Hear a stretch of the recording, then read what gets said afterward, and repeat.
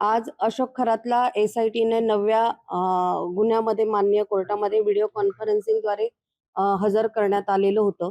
त्याच्यामध्ये एका व्यावसायिकेने फिर्याद दिलेली आहे.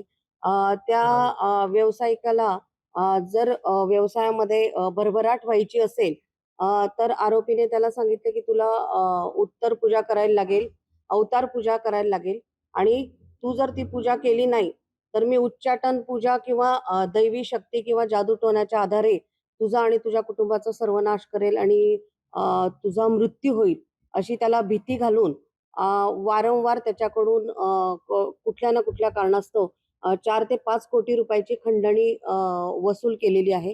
तर सदरचा गुन्हा हा अत्यंत गंभीर स्वरूपाचा आणि संवेदनशील असल्याने या गुन्ह्याचा तपास करायचा असल्याने आम्ही माननीय कोर्टासमोर आमचे जे सहाय्यक सरकारी अभियोक्ता शैलेंद्र बागडे सर आहेत. त्यांनी माननीय कोर्टाला विनंती केली आणि माननीय कोर्टाने आरोपीला 4 तारखेपर्यंत पोलीस कोठडी सुनावली आहे.